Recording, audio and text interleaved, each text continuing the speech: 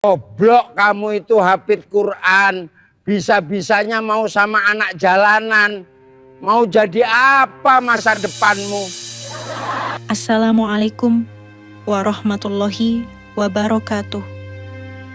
Bayangkan, seorang hafiz Quran yang anggun dan terhormat, berdiri di pelaminan dengan cadar hitamnya. Di sampingnya, seorang pemuda punk penuh tato dan anting, membuat semua tamu berbisik. Bahkan sang ayah sendiri menunjuknya dengan amarah, merasa harga diri keluarga jatuh. Namun, di tengah cibiran, pemuda itu mengeluarkan sebuah kotak besar. Ternyata, sahabat semuanya, sebelum kita mulai cerita ini, tuliskan dulu di kolom komentar. Dari kota mana kalian menonton? Semoga yang subscribe channel ini dimudahkan segala urusannya, dilapangkan rezekinya, disehatkan badannya, dan dikabulkan semua hajat dunia akhirat oleh Allah Subhanahu wa Ta'ala. Amin ya Rabbal Alamin. Sekarang mari kita mulai ceritanya. Pagi itu, udara desa Sukamulya terasa berbeda. Biasanya, suara burung dan gemericik air sungai menjadi pembuka hari. Namun kali ini ada bisik-bisik yang menyusup dari rumah ke rumah. Kabar mengejutkan menyebar cepat, mengalahkan aroma kopi hangat di teras-teras rumah warga. Zahra mau nikah sama anak pang, bisik Bu Siti pada tetangganya di warung kecil dekat masjid. Anak pang? Yang mana? Jangan-jangan yang penuh tato itu? Sahut Bu Ningsih sambil menahan tawa sinis. Zahra, gadis 23 tahun, hafiz Quran yang lembut tutur katanya. Selama ini menjadi kebanggaan desa. Anak tunggal Pak Darwis, tokoh agama yang karismanya dihormati. Semua orang mengira ia akan menikah dengan ustaz muda, atau setidaknya pria yang sepadan dalam agama. Tapi, nama yang muncul justru Damar. Pemuda berpenampilan garang, rambut mohawk, anting di telinga, jaket jeans rombak penuh emblem, dan tato menghiasi lehernya. Di rumah Pak Darwis, suasana tegang tak kalah hebat. Ayah Zahra duduk di ruang tamu. Wajahnya kaku, matanya menatap kosong ke lantai. Apa benar, Rah? Yang kau pilih itu? Dia. Suaranya berat, seperti menahan amarah yang siap meledak. Zahra menunduk, jemari tangannya menggenggam ujung jilbabnya erat. Iya, Ayah. Dia orang yang baik. Pak Darwis menghembuskan napas keras. Baik, kau tahu penampilan dan perilakunya. Bagaimana orang akan memandang kita nanti? Apa yang sudah ayah ajarkan padamu selama ini? Suaranya meninggi. Namun, Zahra tetap pada pendiriannya. Ayah belum mengenalnya. Dia bukan seperti yang orang lihat. Kalimat itu justru membuat Pak Darwis semakin gusar. Cukup, Rah. Ayah tak ingin dengar lagi. Kalau kau tetap bersikeras, jangan salahkan ayah kalau hari itu ayah tak akan tersenyum. Di luar rumah, berita ini terus bergulir. Beberapa anak muda desa mulai membicarakannya di pinggir lapangan bola. Ada yang mencibir, ada yang menganggap ini lelucon, bahkan ada yang menunggu-nunggu hari pernikahan itu hanya untuk melihat pertunjukan yang katanya akan jadi bahan cerita bertahun-tahun. Sore harinya, Zahra duduk sendirian di kamar. Matanya menatap mushaf Al-Quran di pangkuannya. Ayat-ayat yang biasa menjadi penenang hatinya kini bercampur dengan rasa gelisah yang tak bisa ia bendung. Ia tahu keputusannya akan membuat banyak orang menentang, bahkan ayahnya sendiri. Tapi di hatinya ia percaya, Damar bukan orang sembarangan. Ia punya sesuatu yang orang lain belum tahu. Sementara itu, di sebuah bengkel kecil di ujung desa, Damar sedang membetulkan sepeda motor seorang pelanggan. Tangannya hitam oleh oli, namun senyumnya tulus ketika menyambut anak kecil yang datang meminta permen. Ia tidak tahu, kabar tentang dirinya dan Zahra sudah menjadi bahan obrolan seluruh desa. Di kejauhan, matahari mulai tenggelam, meninggalkan warna jingga di langit. Hari itu, semua orang hanya menunggu. Apakah pernikahan ini akan benar-benar terjadi? Atau akan batal di detik terakhir? Malam itu rumah Pak Darwis sunyi. Hanya suara jam dinding yang terdengar berulang-ulang. Zahra duduk di ruang makan, menunggu ayahnya pulang dari musyawarah di masjid.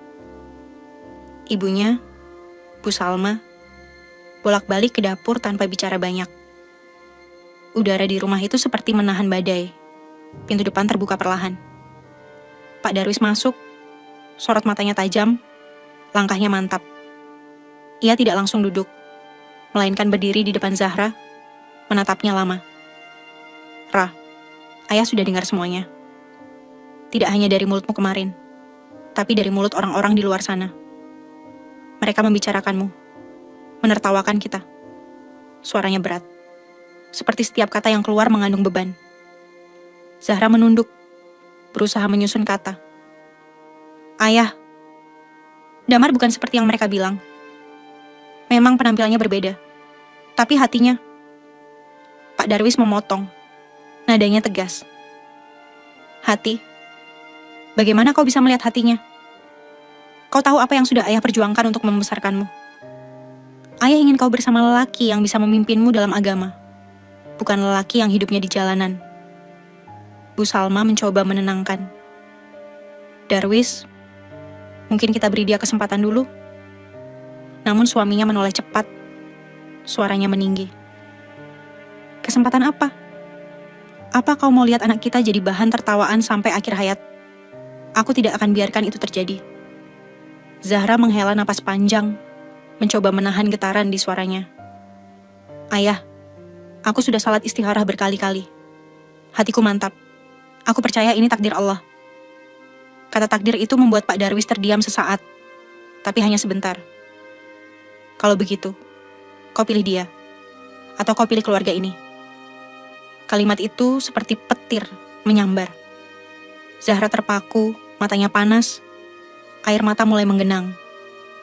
Ia tahu ancaman itu bukan sekadar kata-kata.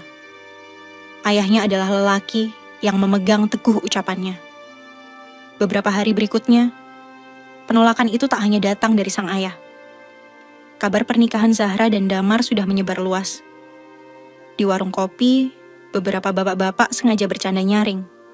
"Wah, Hafiz Quran, sekarang seleranya beda. Punk juga masuk surga kali." Gelak tawa pun pecah, menusuk telinga Zahra yang kebetulan lewat. Di rumah Pak Darwis semakin jarang berbicara dengan putrinya.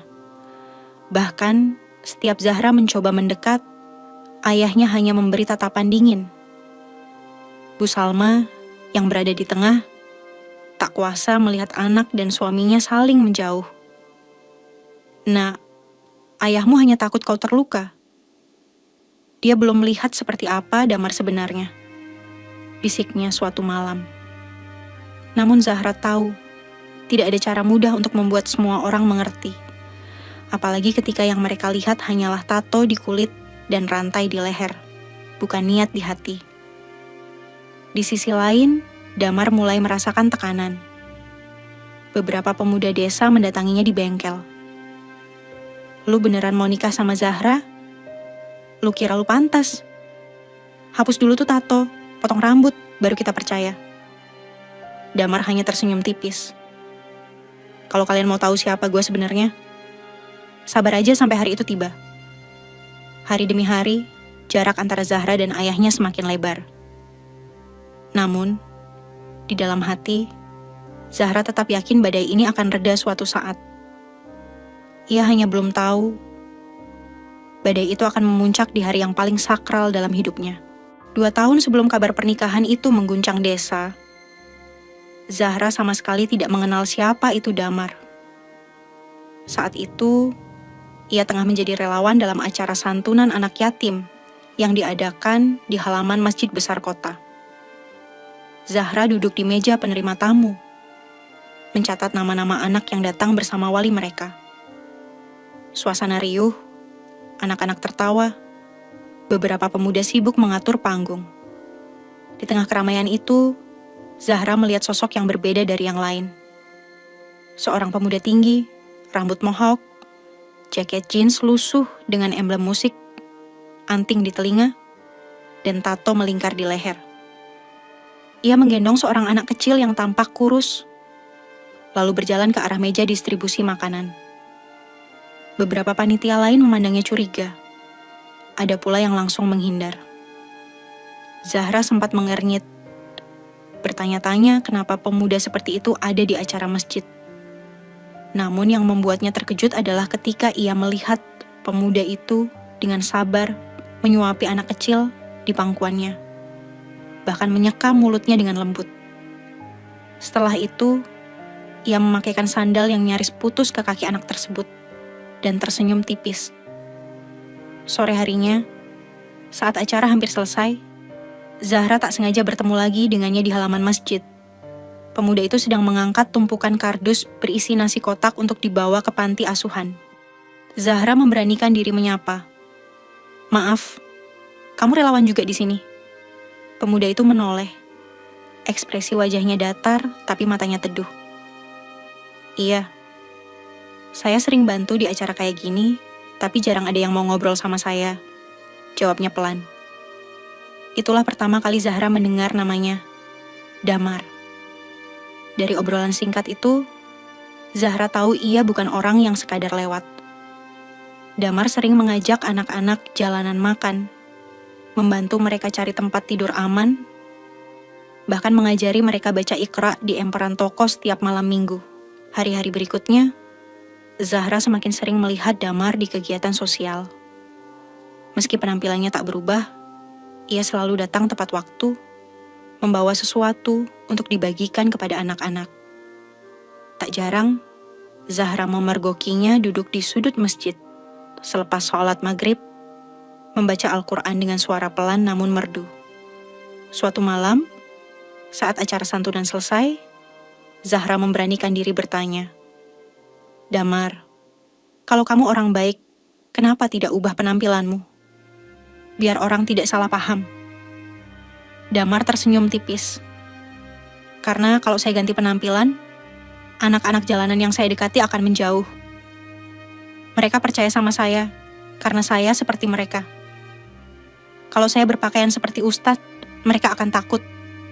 Jawaban itu membuat Zahra terdiam lama. Dalam hatinya ia mulai merasakan sesuatu yang berbeda. Kagum, sekaligus penasaran.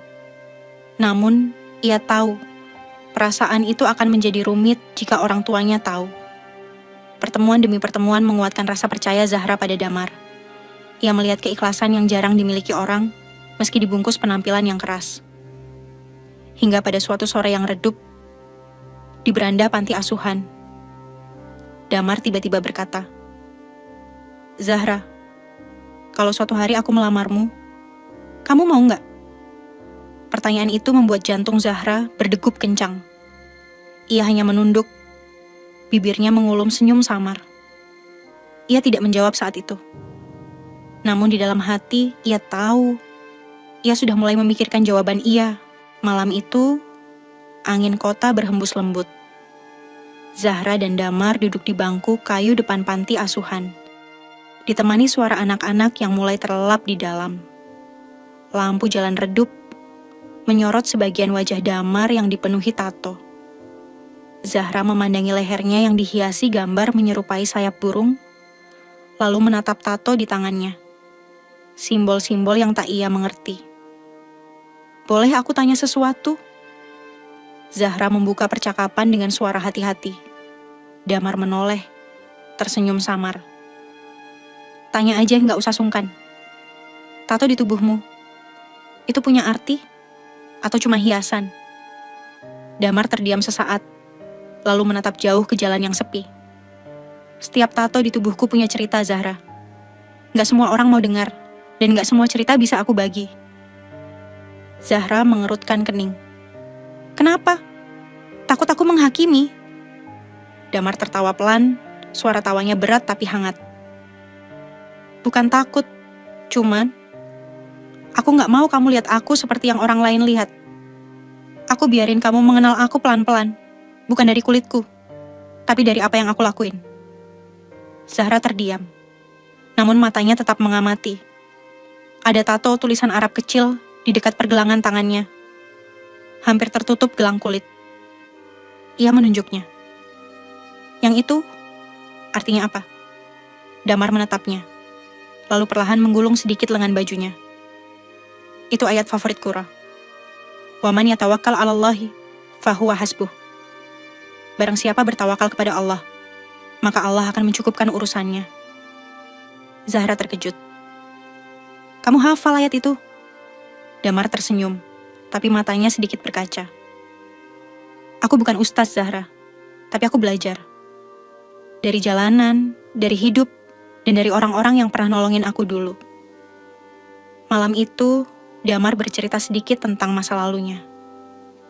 Ia tumbuh di lingkungan keras, di mana anak-anak sebaya terjebak narkoba dan pergaulan bebas. Ia kehilangan orang tua sejak remaja, lalu hidup menggelandang. Tato pertama yang ia buat adalah simbol kesedihan, pengingat akan masa ketika ia tidur di bawah jembatan. Namun, di tengah hidup yang gelap, ia bertemu seorang ustaz yang mau mengajarinya mengaji tanpa memandang penampilannya. Dari sanalah, perlahan, ia mulai berubah. Aku gak mau lepas penampilan ini karena anak-anak di jalan cuma mau dengerin orang yang mereka anggap sama kayak mereka. Kalau aku ganti, mereka bakal lari, balik lagi ke hidup yang lama. Aku gak mau itu terjadi, ucap Damar, suaranya mantap. Zahra menatapnya lekat-lekat. Ia mulai paham bahwa di balik tato dan rantai yang mengelilingi lehernya, Damar menyimpan misi yang besar. Hatinya berdesir. Ada rasa hormat yang tumbuh. Namun ia juga sadar, dunia luar tidak akan melihat seperti itu. Sebelum berpisah malam itu, Zahra bertanya pelan. Kalau suatu hari aku berdiri di sisimu, di depan orang banyak, kamu janji gak akan pernah lepas prinsipmu? Damar menatapnya dalam-dalam, lalu mengangguk. Janji. Tapi aku juga janji. Aku gak akan pernah biarin kamu jatuh sendirian. Zahra pulang malam itu dengan hati yang penuh pertanyaan. Ia tahu, perjalanan bersama Damar tidak akan mudah. Tapi di lubuk hatinya, ia mulai yakin, laki-laki ini bukan sekadar anak pang jalanan. Ia adalah seseorang yang sedang memikul rahasia yang jauh lebih besar dari yang ia bayangkan. Sejak kabar pertunangannya menyebar, Zahra merasakan setiap langkahnya di desa menjadi berat. Mata-mata yang biasanya menyapanya ramah kini berubah menjadi tatapan penuh penilaian. Saat ia pergi ke warung membeli beras, bisikan-bisikan itu terasa seperti pisau yang menggores pelan. Itu dia, calon istrinya anak pang itu. Bisik seorang ibu sambil pura-pura menunduk. Cantik-cantik hafiz Quran. Kok milihnya yang kayak gitu? Balas yang lain dengan nada meremehkan. Zahra berusaha mengabaikan, namun hatinya menghangat oleh rasa sakit.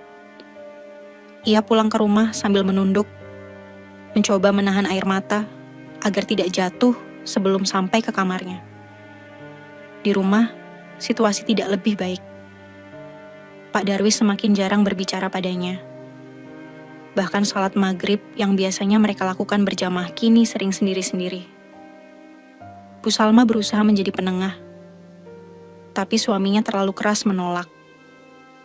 Suatu malam, saat Zahra sedang menjemur pakaian, ia mendengar ayahnya bicara di telepon. Tidak, saya tidak setuju. Kalau perlu, saya batalkan sebelum akad. Saya tidak mau anak saya hancur masa depannya. Kalimat itu menusuk telinga Zahra. Ia tahu ayahnya sedang bicara tentang Damar. Di sisi lain, Damar juga tak luput dari tekanan. Sejumlah pemuda desa mendatanginya di bengkel. Mereka berdiri di pintu, sengaja bersandar dengan tatapan meremehkan. Dam, lu serius mau masuk keluarga ustaz itu? Nggak takut ditolak mentah-mentah? Damar tetap fokus memutar kunci Inggris di tangan. Kalau mereka mau menilai dari penampilan ya silakan. Gue nggak nikah sama desa, gue nikah sama Zahra. Kalimatnya membuat mereka tertawa sinis. Lihat aja nanti, lu pasti malu sendiri di pelaminan. Tekanan juga datang dari sahabat-sahabat Zahra. Salah satunya Nisa, memutuskan menjauh. Rah, maaf. Aku gak bisa dukung keputusanmu. Aku takut nama kita ikut tercoreng di mata orang. Kata-kata itu membuat Zahra kehilangan salah satu teman terdekatnya. Malam demi malam, Zahra berdoa panjang di sepertiga malam. Meminta Allah meneguhkan hatinya. Ia tahu badai belum mencapai puncak. Hari akad semakin dekat, dan setiap hari seperti ujian kesabaran baru. Beberapa hari sebelum pernikahan, Pak Darwis memanggil Zahra ke ruang tamu. Wajahnya serius. Rah, ini kesempatan terakhir. Kalau kau mau, ayah bisa carikan calon yang lebih pantas, yang bisa membimbingmu. Tapi kalau kau tetap pilih Damar, jangan harap ayah akan menyambutnya di rumah ini. Zahra menatap mata ayahnya yang dingin. Ayah, aku memilihnya bukan karena dunia. Aku yakin dia bisa membimbingku. Mungkin ayah belum melihatnya, tapi aku sudah. Pak Darwis menggeleng, bangkit dari kursi, dan melangkah pergi tanpa sepatah kata lagi. Di pintu, ia berhenti sebentar. Lalu berkata pelan, "Kalau kau sampai terluka, jangan cari ayah." Kalimat itu membekas di hati Zahra. Ia tahu hubungan ini akan membawa luka, tapi ia juga percaya. Di balik semua penolakan ini, ada alasan besar yang kelak akan terungkap. Membuat semua orang terdiam.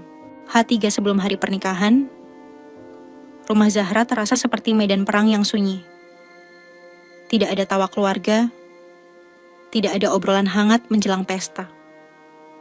Hanya langkah kaki yang terdengar di lantai kayu. Berat dan enggan saling mendekat. Di ruang tamu, Bu Salma sibuk mengatur undangan yang tersisa. Sebagian sudah dibagikan, sebagian lagi belum. Ia bimbang. Apakah pantas undangan itu diteruskan, sementara suaminya masih belum sepenuhnya merestui? Pak Darwis duduk di kursi panjang, memandangi keluar jendela. Tiba-tiba ia berkata tanpa menoleh, "Salma, batalkan saja. Tidak perlu malu kalau kita jujur demi kebaikan anak." Bu Salma menunduk, suaranya lirih. "Tapi Bang, Zahra sudah mantap hatinya. Kalau kita batalkan sekarang, luka di hatinya akan lebih besar." Pak Darwis menghela napas panjang. Lebih baik luka sekarang daripada luka seumur hidup. Sementara itu, di bengkel kecilnya, Damar sedang menyiapkan sesuatu. Ia memoles sebuah kotak kayu besar berwarna hitam dengan ukiran halus di sisinya. Kotak itu ia simpan di sudut ruangan, ditutupi kain beludru. Hanya satu orang yang tahu isinya, dirinya sendiri. Rekan kerjanya, Roni, penasaran. "Dam, itu buat apa? Kayak kotak perhiasan." Damar tersenyum kecil. "Bukan cuma perhiasan. Ini kunci buat nutup semua mulut yang selama ini nyinyir sama Zahra. Namun, jalan menuju hari pernikahan tidak mudah." Sore itu, Zahra mendapat pesan dari seorang nomor tak dikenal. "Kalau kamu masih mau nikah sama Damar, siap-siap tanggung malu di depan semua orang." Zahra tertegun. Ia tidak tahu siapa pengirimnya. Jantungnya berdegup kencang, namun ia memilih menghapus pesan itu, berusaha tidak membiarkan ketakutan menguasai. Malamnya, saat keluarga besar berkumpul untuk membicarakan teknis acara, salah satu paman Zahra angkat bicara. "Darwis, apa kamu yakin? Jangan sampai tamu datang cuma buat menonton drama keluarga." Pak Darwis menatap Zahra sekilas, lalu berkata dingin, "Saya belum tentu hadir kalau laki-laki itu tidak mengubah penampilannya." Kata-kata itu seperti palu yang memungkul hati Zahra. Ia tahu ayahnya tidak main-main. Namun, ia juga tahu, meminta Damar mengubah penampilannya berarti mengkhianati prinsip hidup yang selama ini ia hormati. Di hari berikutnya, Damar datang ke rumah Zahra, membawa seserahan. Pak Darwis menerima di teras dengan wajah datar. "Damar, sebelum akad nanti, saya minta satu hal. Potong rambutmu, lepas antingmu, tutup tato-tatomu. biar tidak memalukan. Damar menatap langsung ke mata Pak Darwis. Suaranya tegas, namun sopan. Pak, saya datang bukan untuk mempermalukan Zahra atau keluarga. Tapi saya juga tidak mau berpura-pura jadi orang lain. Kalau Bapak mau mengenal saya, biarkan saya jadi diri saya. Hari itu, biar saya buktikan. Pak Darwis menahan emosi, lalu berjalan masuk tanpa membalas. Zahra, yang mendengar dari balik pintu, menutup mulutnya agar isak tangisnya tidak terdengar. Hari terus berjalan, dan detik menuju akad terasa semakin menegangkan. Tidak ada yang tahu apakah pernikahan ini akan berlangsung dengan restu atau berakhir di ujung penolakan. H1, sebelum akad, langit sore desa Sukamulya diselimuti awan kelabu. Hujan turun rintik-rintik, membasahi halaman rumah Zahra yang sudah dipasang tenda sederhana untuk acara besok. Dari luar, terlihat persiapan berjalan seperti biasa. Kursi berjejer, panggung pelaminan sedang dirangkai, karpet merah digelar. Tapi di dalam rumah, suasana hati semua orang terasa berat. Zahra duduk di kamarnya, memandangi gaun putih sederhana yang tergantung di lemari. Jemarinya menyentuh kainnya perlahan, seakan mencari kekuatan dari benda yang akan ia kenakan besok. Di meja rias, ada mushaf Al-Quran yang selalu menemani sejak ia remaja. Ia membukanya di surat Al-Anfal ayat 2. Membaca pelan, mencoba menenangkan diri. Pintu kamarnya diketuk pelan. Bu Salma masuk, duduk di samping putrinya. Nak, apa kamu benar-benar yakin? Kalau besok kamu maju, mungkin ayahmu tidak akan tersenyum di pelaminan. Bahkan, mungkin, ia memilih duduk di belakang. Zahra menatap ibunya, matanya basah. Ibu, sejak kecil ayah ajarkan aku untuk selalu jujur pada hati. Dan hatiku memilih dia. Aku tahu ini bukan pilihan yang membuat semua orang senang. Tapi aku yakin Allah tahu alasannya. Bu Salma menggenggam tangan putrinya erat. Kalau begitu, ibu akan berdiri di sampingmu. Apapun yang terjadi. Air mata mengalir di pipi mereka berdua. Sementara itu, di bengkel, Damar duduk sendirian setelah Roni pulang. Ia membuka kotak hitam yang selama ini ia simpan. Di dalamnya, berbaris rapi batang emas, selembar sertifikat rumah megah, dan sebuah cek bernilai fantastis. Di atasnya, terlipat rapi selembar kertas berisi tulisan tangan. Sebuah surat yang ia tulis untuk Zahra dan keluarganya. Damar menghela napas panjang. Besok, semua orang akan tahu siapa aku sebenarnya. Dan kalau mereka masih membenciku, setidaknya aku sudah jujur. Malam menjelang. Di rumah Zahra, keluarga besar berkumpul untuk doa bersama. Namun, suasana tegang masih terasa. Pak Darwis duduk di pojok ruangan, tak banyak bicara. Sesekali ia melirik Zahra, lalu memalingkan wajah. Dalam hatinya ada perasaan bercampur, marah, kecewa, namun juga penasaran. Setelah semua tamu pulang, Zahra berjalan mendekati ayahnya. Ayah, besok aku berdiri di pelaminan bukan hanya sebagai anak ayah, tapi juga sebagai perempuan yang akan memulai hidup baru. Kalau ayah tidak bisa tersenyum untukku, setidaknya izinkan aku menggenggam restu ayah di hatiku. Pak Darwis tidak menjawab, hanya menatapnya dalam diam. Tatapan itu membuat Zahra hampir menangis. Tapi ia menunduk dan melangkah pergi sebelum air matanya jatuh. Malam itu, Zahra berdoa lebih lama dari biasanya. Ia tahu, badai besok mungkin akan lebih besar dari semua hari sebelumnya. Namun, keyakinannya tak goyah, bahwa kebenaran akan terungkap di waktu yang tepat. Pagi itu, langit masih sedikit mendung, namun udara terasa sejuk. Dari luar rumah Zahra terlihat sibuk. Tenda sudah penuh dengan kursi tamu. Pelaminan berhias bunga putih dan hijau, dan meja hidangan tersusun rapi. Warga desa mulai berdatangan. Sebagian dengan wajah penuh rasa ingin tahu. Sebagian lagi membawa tatapan sinis yang tak bisa disembunyikan. Zahra duduk di ruang rias, dikelilingi beberapa saudara perempuan yang membantu memakaikan gaun putihnya. Meski wajahnya dirias cantik, sorot matanya menyimpan kegelisahan. "Ibu, ayah di mana?" tanyanya pelan. Bu Salma mencoba tersenyum. "Ayah masih di kamar. Mungkin nanti keluar saat akad." Zahra hanya mengangguk, meski hatinya ragu. Sementara itu, di ujung jalan, Damar tiba. Ia datang dengan motor tua, mengenakan kemeja hitam bersih, namun tetap mempertahankan jaket jeans robek dan rantai di lehernya. Rambut mohoknya masih tegak, tato di lehernya terlihat jelas. Beberapa warga yang melihat mulai berbisik. "Itu dia. Masih juga tampil kayak gitu. Benar-benar nekat." Damar turun dari motornya dengan langkah mantap, membawa sebuah kotak kayu besar yang dibungkus kain beludru hitam. Kotak itu ia pegang erat, seperti membawa sesuatu yang sangat berharga. Roni, sahabatnya, mengikutinya dari belakang sambil memegang tas berisi dokumen. Begitu memasuki halaman rumah, semua mata tertuju padanya. Anak-anak kecil menatap penasaran. Para ibu berbisik-bisik, sementara beberapa pemuda sengaja menahan tawa.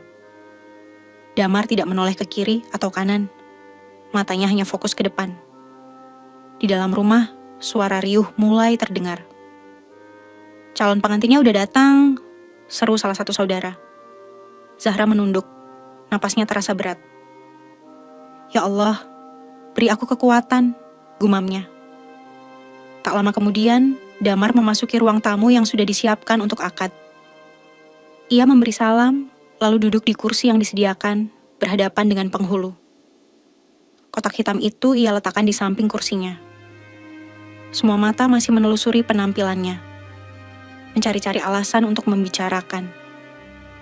Pak Darwis keluar dari kamarnya, mengenakan baju koko putih. Namun wajahnya tetap datar. Ia tidak duduk di sebelah calon menantunya, melainkan di kursi agak jauh. Tatapan mereka bertemu sebentar, lalu beralih tanpa sepatah kata. Suasana menjadi hening ketika penghulu mulai membuka acara. Bacaan ayat suci menggema, namun ketegangan tetap terasa di udara. Zahra masuk ke ruangan, duduk di sisi yang telah disediakan untuk mempelai wanita. Meski wajahnya tertutup cadar, semua orang bisa melihat dari sorot matanya bahwa ia menahan banyak emosi. Beberapa menit sebelum ijab kabul dimulai, seorang tamu berbisik pada yang lain. "Kita lihat aja nanti. Apakah dia beneran bawa mahar atau cuma janji-janji?" Ucapan itu terdengar sampai telinga Damar. Ia hanya tersenyum tipis, memegang kotaknya sedikit lebih erat. Ketika penghulu bertanya apakah semuanya siap, Damar mengangguk mantap. "Siap," jawabnya tegas. Zahra menunduk, menggenggam ujung bajunya erat. Pak Darwis masih duduk kaku, belum mengeluarkan sepatah kata pun. Dan tepat sebelum prosesi ijab kabul dimulai, seseorang dari tamu berdiri, mengangkat suara. "Kalau mau nikah, kenapa nggak ubah penampilan? Malu-maluin keluarga mempelai wanita aja." Suasana mendadak ricuh. Semua menoleh pada Damar, menunggu reaksinya. Damar menatap orang itu sebentar, lalu berkata pelan tapi tegas, "Tunggu sampai acara selesai. Semua akan terjawab." Suara sah dari para saksi akhirnya menggema di ruangan itu. Ijab kabul berjalan lancar, tanpa tergagap. Namun suasana hati yang hadir tidak ikut tenang. Setelah prosesi selesai, penghulu memberi ucapan selamat, disusul beberapa tamu yang maju menyalami. Sebagian menepuk bahu Damar dengan dingin. Sebagian lagi hanya mengangguk singkat. Bahkan ada yang sengaja menahan senyum sinis. Pelaminan sudah siap. Zahra dan Damar duduk berdampingan. Zahra menunduk, menatap tangannya yang saling menggenggam di pangkuan. Di samping mereka, Bu Salma berusaha menjaga senyum, meski matanya berkali-kali melirik ke arah suaminya. Pak Darwis duduk di kursi tamu, tak mau naik ke pelaminan. Sorot matanya tajam setiap kali melihat Damar. Bisik-bisik mulai terdengar lagi di antara tamu. Kasihan Zahra, duduk sama orang kayak gitu. Bisa-bisanya anak tokoh agama nikah sama punker jalanan. Beberapa bahkan berani mendekat ke pelaminan sambil berkata setengah bercanda. Nggak malu, Dam. Nikah sama Hafidz Quran, tapi penampilan gitu-gitu aja. Damar hanya tersenyum tipis. Ia tidak membalas. Namun genggaman tangannya pada Zahra menguat. Zahra bisa merasakan denyut nadi suaminya yang cepat. Seakan ia sedang menahan sesuatu di dadanya. Ketegangan memuncak ketika Pak Darwis akhirnya berdiri. Semua mata mengikutinya. Berharap ia akan memberi restu. Namun, yang terjadi justru membuat udara di tenda menjadi berat. Pak Darwis melangkah ke depan pelaminan, berdiri di samping kursi mereka, lalu menunjuk ke arah Damar. Kau tahu kenapa aku tak tersenyum hari ini? Karena aku malu. Malu melihat anakku yang menjaga kehormatannya, memilih lelaki yang sama sekali tidak mencerminkan keluarga kami. Suara tamu yang tadinya riuh mendadak mereda. Semua mata memandang ke arah Pak Darwis dan Damar. Zahra menunduk lebih dalam, matanya mulai berkaca-kaca. Kalau bukan karena dia memaksa, aku tak akan hadir di sini. Kau mungkin sudah menikahi anakku, tapi jangan kira kau bisa membuatku bangga. Lanjut Pak Darwis. Suaranya berat, nyaris bergetar. Ucapan itu seperti palu yang memecahkan sisa-sisa ketenangan. Beberapa tamu menutup mulutnya, sebagian lagi berpura-pura sibuk dengan makanan. Sementara itu, Damar tetap duduk tenang. Ia memandang Pak Darwis, lalu berkata pelan, namun jelas. Saya mengerti, Pak. Tapi izinkan saya bicara nanti, saat waktunya tiba. Pak Darwis hanya menghela napas keras, lalu melangkah pergi meninggalkan pelaminan. Zahra menatap punggung ayahnya yang menjauh. Hatinya terasa diremas. Ia ingin berteriak, namun lidahnya keluh. Damar menepuk punggung, tangannya pelan, mencoba menenangkan. Namun, di balik ketenangan Damar, ada bara yang disimpannya. Bara itu bukan kemarahan untuk membalas, tapi tekad untuk membuktikan sesuatu yang akan mengubah pandangan semua orang yang hadir hari itu. Kotak hitam yang ia bawa sejak pagi masih tergeletak di samping kursinya, menunggu saat yang tepat untuk dibuka. Suasana resepsi berlanjut, musik pelan dari organ tunggal mengalun, namun hati Zahra terasa berdebar tak karuan. Duduk di pelaminan, ia menunduk hampir sepanjang waktu. Cadar hitam yang menutupi wajahnya tak cukup menyembunyikan mata yang mulai memerah. Setiap ucapan selamat dari tamu terasa hampa, karena diselipi tatapan menilai atau senyum tipis yang tak tulus. Seorang kerabat jauh bahkan berbisik pelan saat bersalaman. Sayang sekali, Ra. Kamu bisa dapat yang lebih baik. Zahra hanya menjawab dengan anggukan lemah, tak sanggup menatap. Tangannya menggenggam ujung gaun erat-erat di balik meja pelaminan. Dari arah kanan, terdengar suara beberapa ibu-ibu yang duduk sambil makan. Dulu, Zahra juara tahfidz tingkat kabupaten kan? Siapa sangka akhirnya begini? Ya namanya juga perempuan. Kalau sudah jatuh hati nggak mikir panjang. Kalimat-kalimat itu menusuk telinga, membuat matanya terasa panas. Damar, yang duduk di sampingnya, sesekali melirik. Ia bisa merasakan betapa Zahra sedang berjuang menahan air mata. Genggaman tangannya pada Zahra semakin erat, seolah berkata tanpa suara. Bertahanlah sebentar lagi. Namun, cobaan tak berhenti di situ. Seorang teman lama Zahra, Nisa, datang untuk memberi selamat. Wajahnya canggung, senyum yang terpaksa. Selamat, Ra. Suaranya pelan, lalu ia menatap sekilas ke arah Damar. Semoga kamu nggak nyesel. Zahra menelan ludah, mencoba tersenyum.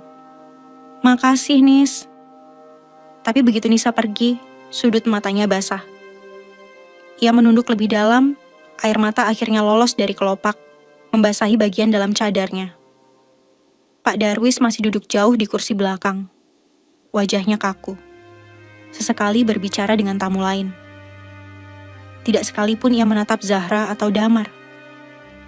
Bagi Zahra, sikap ayahnya itu lebih menyakitkan daripada semua cibiran tamu. Di tengah tekanan itu, Bu Salma naik ke pelaminan untuk menyeka pipi putrinya secara diam-diam. "Nak, kuat sedikit lagi. Ibu di sini." Zahra mengangguk pelan, menelan isak. Damar menatap mertuanya, memberi hormat kecil dengan tatapan, seolah meminta pengertian. Kotak hitam di samping Damar masih belum dibuka. Ia menunggu momen yang tepat, momen di mana semua akan berkumpul dan menyaksikan, tanpa ada yang bisa mengalihkan perhatian. Sementara itu, di hati Zahra, doa terus bergema. "Ya Allah, kalau memang ini jalanku, kuatkan aku sampai akhir. Jangan biarkan aku runtuh di depan mereka." Hujan rintik-rintik di luar mulai reda. Namun di dalam tenda, awan tegang belum beranjak. Semua orang seakan menunggu sesuatu, meski mereka sendiri tak tahu apa. Dan Zahra pun tahu, saat kotak itu terbuka nanti, bukan hanya dirinya yang akan menangis, tapi juga orang-orang yang hari ini telah meremehkannya. Suasana resepsi mulai terasa berat. Beberapa tamu sudah bersiap pulang, namun sebagian tetap duduk, seperti menunggu ada kejadian menarik yang akan jadi bahan gosip. Di pelaminan, Zahra masih menunduk, matanya bengkak di balik cadar. Damar menatap sekeliling, mengamati satu persatu wajah yang sejak tadi memandangnya rendah. Kotak hitam di samping kursinya tampak mencolok di antara dekorasi bunga. Beberapa tamu sudah memperhatikan, berbisik-bisik. "Itu apa? Souvenir?" "Mungkin isi mahar, tapi kok kayaknya gede banget." Damar menepuk tangan Zahra pelan. "Ra, siap," suaranya rendah. Zahra mengangguk ragu. "Untuk apa?" Damar tersenyum samar. "Untuk menjawab semua yang mereka pikirkan tentang kita." Ia berdiri perlahan. Semua mata langsung tertuju padanya. Kotak hitam itu ia angkat dengan hati-hati. Lalu dibawa ke tengah ruangan. Langkahnya mantap, meski suara bisik-bisik kian riuh.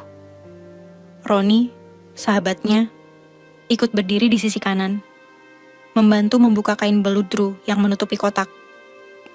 Pak Darwis yang duduk di kursi belakang ikut memandang, alisnya berkerut. Ia tidak tahu apa yang hendak dilakukan menantunya itu. "Bapak, Ibu, dan semua tamu, izinkan saya bicara sebentar," ucap Damar. Suaranya jelas dan tegas, menggema di bawah tenda. Tamu mulai hening. Bahkan musik organ tunggal berhenti, seperti memberi ruang pada momen itu. Damar meletakkan kotak di meja kecil yang sudah disiapkan untuk seserahan. Tangannya membuka kunci besi di bagian depan kotak. Bunyi klik terdengar di seluruh ruangan. Perlahan, ia mengangkat tutupnya. Cahaya dari lampu tenda langsung memantul pada deretan emas batangan yang tersusun rapi di dalam kotak. Gasps terdengar dari beberapa tamu. Di sampingnya, terlihat sertifikat rumah besar, lengkap dengan cap resmi notaris, dan sebuah cek berangka miliaran rupiah. Semua terdiam. Hanya suara hujan yang mulai turun lagi di luar tenda. Ini adalah mahar yang saya berikan untuk Zahra. Bukan untuk menyombongkan diri, tapi untuk menunjukkan bahwa saya tidak datang dengan tangan kosong. Dan bahwa saya menghargai Zahra lebih dari apapun, kata Damar. Matanya menatap lurus pada Pak Darwis. Zahra menutup mulutnya dengan tangan. Matanya membesar di balik cadar. Ia sama sekali tidak tahu suaminya menyiapkan ini. Beberapa tamu mulai berbisik pelan. Kali ini bukan dengan nada meremehkan, tapi penuh rasa kaget. Namun, Damar belum selesai. "Bapak, saya tahu penampilan saya membuat banyak orang salah paham. Tapi saya bertahan dengan penampilan ini demi misi hidup saya. Saya ingin anak-anak jalanan percaya bahwa ada masa depan untuk mereka.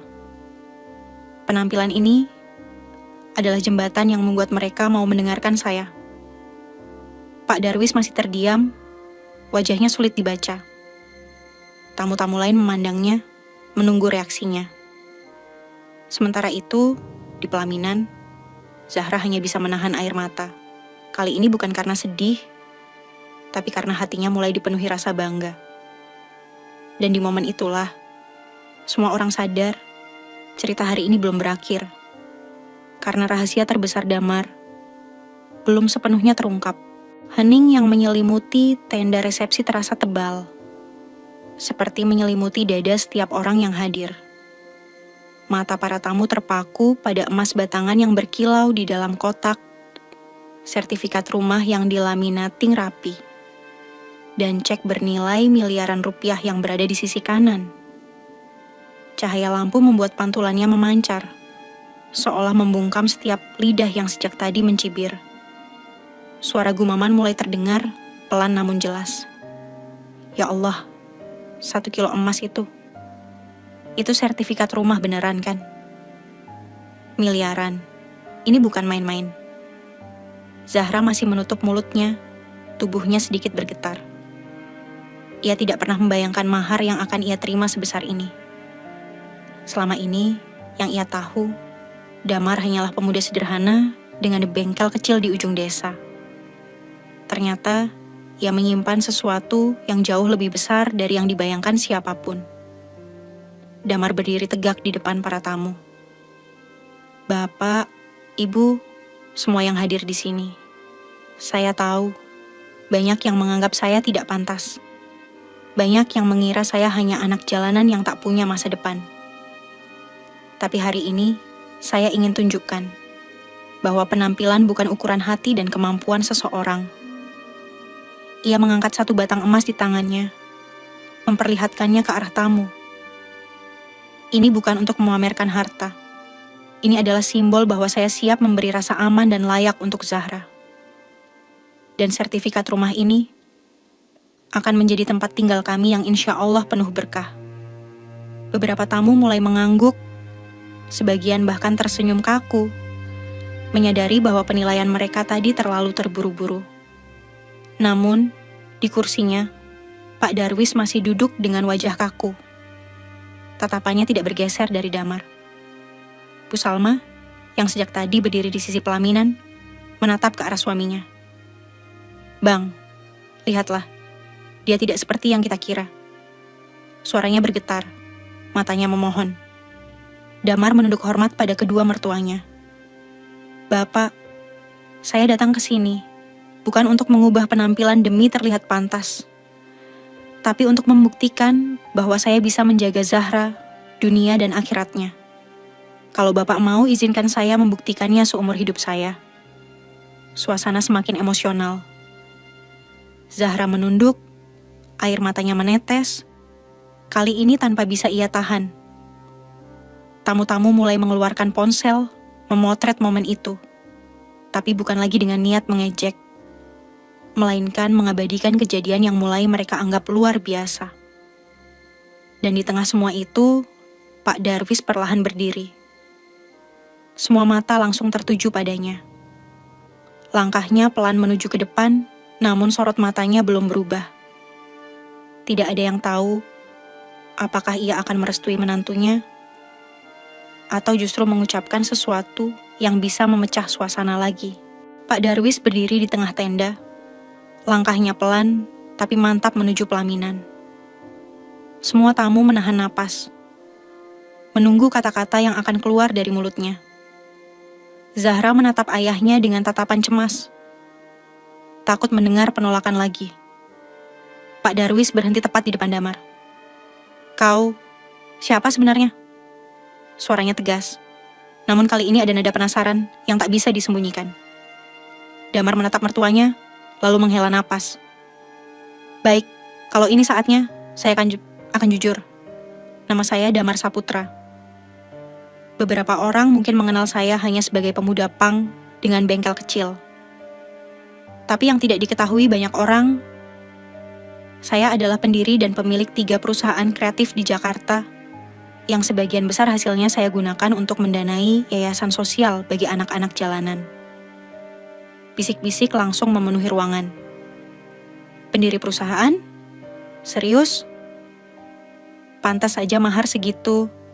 Damar melanjutkan. Saya pernah hidup di jalanan, tidur di emperan toko. Dari sana saya tahu bagaimana rasanya dianggap sampah. Tapi saya bersyukur. Allah memberi saya kesempatan untuk bangkit. Dan saya memilih mempertahankan penampilan ini. Bukan untuk membangkang, tapi untuk bisa mendekati mereka yang masih terjebak di jalan. Saya ingin mereka percaya bahwa mereka pun bisa berubah tanpa harus merasa asing di dunia baru. Zahra menatapnya dengan mata berbinar. Air matanya jatuh tanpa ia usap. Ia baru tahu, alasan Damar begitu teguh mempertahankan penampilannya adalah demi misi mulia yang selama ini ia jalani. Damar menoleh ke arah para tamu. Mungkin sebagian dari bapak dan ibu menganggap saya tidak pantas untuk Zahra. Tapi saya bersumpah, saya akan menjaga dan membimbingnya, bukan hanya sebagai istri, tapi sebagai teman seperjuangan di jalan Allah. Hening kembali menyelimuti tenda. Kali ini, bukan hening yang penuh penilaian, tapi hening yang syarat rasa kagum dan malu pada diri sendiri. Banyak yang mulai menunduk, mengingat kembali cibiran yang tadi mereka lontarkan. Pak Darwis menatap menantunya lama. Matanya bergerak ke arah kotak mahar, lalu ke arah wajah Damar yang berdiri tegap. Ada kilatan sesuatu di sana, bukan lagi kemarahan, tapi pengakuan bahwa ia mulai melihat kebenaran di balik semua ini. Namun, bibirnya belum mengeluarkan kata restu. Ia hanya berkata pelan, "Kau membuatku bingung, Damar." Lalu ia berbalik, kembali ke kursinya. Reaksi yang tak sepenuhnya positif itu membuat semua orang menahan napas. Tapi bagi Damar, ini sudah langkah besar. Setidaknya, pintu hati mertuanya mulai terbuka. Zahra, yang duduk di pelaminan merasakan hatinya semakin hangat. Ia tahu, badai ini belum benar-benar reda, tapi cahaya di ujungnya sudah mulai terlihat. Sejak Damar mengungkap jati dirinya, udara di dalam tenda berubah. Yang tadinya penuh bisik-bisik sinis, kini menjadi hening yang berat. Para tamu mulai saling melirik, sebagian menunduk, enggan menatap pasangan di pelaminan. Beberapa ibu yang tadi mencibir di pojok tenda kini sibuk memandangi lantai. Tangan mereka menggenggam gelas teh tanpa sadar. Anak-anak muda yang sempat tertawa dan berbisik saat Damar datang, kini menatapnya dengan mata penuh rasa hormat. Bahkan beberapa dari mereka tampak menyesali ucapan yang sempat mereka lontarkan. Bu Salma berdiri di sisi pelaminan, tersenyum haru. Ia menatap para tamu, lalu berkata pelan, "Kadang kita lupa bahwa yang indah di luar belum tentu seindah di dalam. Dan yang terlihat kasar di luar belum tentu tidak memiliki hati yang lembut." Ucapannya membuat beberapa tamu terdiam, seperti tersentil. Zahra masih duduk di samping Damar. Namun kali ini kepalanya sedikit terangkat. Meski cadarnya tetap menutupi wajah, tatapan matanya memancarkan rasa bangga. Genggaman tangannya pada Damar lebih erat, seolah ingin menunjukkan kepada semua orang bahwa ia tidak pernah salah memilih. Salah satu paman dari pihak keluarga berdiri, lalu menghampiri pelaminan. "Dam, maafkan paman. Tadi pagi paman ikut meremehkanmu. Tapi sekarang, paman lihat sendiri, kamu punya niat yang jauh lebih besar daripada sekadar menikahi Zahra. Kamu mau bawa kebaikan, bukan cuma untuk dia, tapi untuk banyak orang." Damar menunduk hormat, menerima ucapan itu dengan rendah hati. "Terima kasih, paman. Semua yang saya lakukan untuk Zahra dan untuk ridha Allah." Di kursinya Pak Darwis hanya diam. Namun sesekali matanya bergerak melihat ke arah Damar, lalu beralih ke Zahra. Ekspresi itu sulit dibaca, tapi Bu Salma tahu. Hatinya mulai melunak. Beberapa tamu lainnya maju satu persatu, memberi selamat. Kali ini dengan senyum tulus. Ucapan selamat yang mereka sampaikan berbeda dari sebelumnya. lebih hangat, lebih menghargai. Bahkan ada yang menepuk bahu Damar dengan tatapan kagum. Suasana tenda perlahan berubah menjadi hangat. Musik organ tunggal kembali dimainkan, anak-anak berlarian, dan meja hidangan mulai ramai lagi. Namun, di tengah semua itu, Damar tahu satu hal. Restu dari sang ayah mertua masih belum sepenuhnya ia dapatkan. Dan di benaknya, ia bertekad. Sebelum hari ini berakhir, ia akan memastikan bahwa restu itu datang. Meski harus mengorbankan semua yang ia miliki. Sore mulai merayap, sinar matahari condong ke barat, menembus sela-sela tenda, dan memantulkan kilau emas di kotak mahar. Tamu-tamu sebagian sudah pulang, meninggalkan suasana yang lebih tenang. Zahra duduk di pelaminan, masih memegang tangan Damar. Sementara Bu Salma sibuk membereskan meja hidangan bersama beberapa keluarga. Pak Darwis masih duduk di kursi belakang. Ia belum bicara sepatah kata pun sejak Damar mengungkapkan jati dirinya. Wajahnya datar, tapi sorot matanya terus mengikuti gerak menantunya. Damar menatapnya dari jauh. Ia tahu, ini saatnya.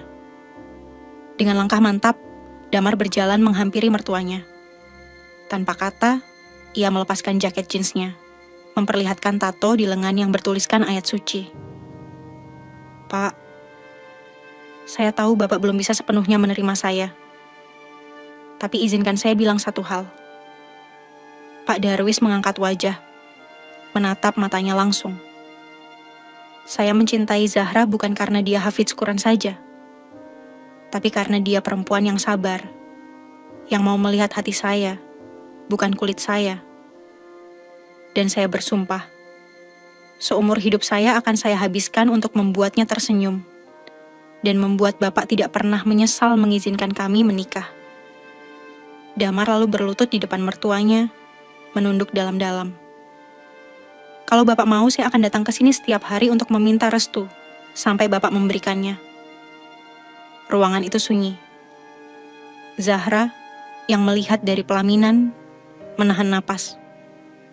Bu Salma berhenti membereskan piring, matanya berkaca-kaca. Perlahan, Pak Darwis menghela napas panjang. Tangannya terulur, menepuk bahu Damar. Bangkitlah nak. Suaranya pelan, tapi cukup jelas untuk didengar semua yang ada di ruangan. Ayah, suara Zahra bergetar. Pak Darwis menatap putrinya, lalu menoleh kembali pada Damar. Mungkin ayah terlalu cepat menilai. Mungkin ayah salah. Tapi satu hal yang ayah lihat hari ini. Kamu laki-laki yang tidak lari dari ujiannya. Dan itu yang ayah mau untuk anak ayah. Damar bangkit, menunduk hormat. Wajahnya lega, matanya berkaca-kaca. Zahra tak kuasa menahan air mata. Ia berdiri dan berjalan cepat menghampiri, lalu memeluk ayahnya. Pelukan itu erat, lama, penuh arti. Terima kasih ayah. Suaranya nyaris berbisik. Pak Darwis mengangguk, lalu memeluk Damar. Jaga dia, dunia dan akhiratnya. Saya janji Pak, jawab Damar mantap. Sore itu, suasana tenda kembali hangat. Tawa terdengar, musik kembali mengalun, dan semua yang hadir melihat. Pernikahan itu kini bukan sekadar penyatuan dua orang, tapi penyatuan dua hati yang sempat berjauhan. Dan di hati Zahra, ia tahu badai yang ia lewati bersama Damar akan selalu menjadi pengingat bahwa cinta yang dibangun di atas kepercayaan dan kesabaran akan selalu menemukan jalannya. Sahabat semuanya, itulah akhir dari cerita kita hari ini. Terima kasih sudah menyimak sampai selesai. Semoga kisah tadi bisa menjadi pelajaran hidup yang berarti untuk kita semua. Sebelum video ini ditutup, kalau sahabat suka dengan cerita seperti ini, jangan lupa klik tombol suka, bagikan ke teman-teman, dan pastikan sudah subscribe channel Deretan Hikmah, supaya sahabat tidak ketinggalan cerita-cerita menarik dan penuh makna lainnya. Terima kasih banyak atas waktunya. Wassalamualaikum warahmatullahi wabarakatuh.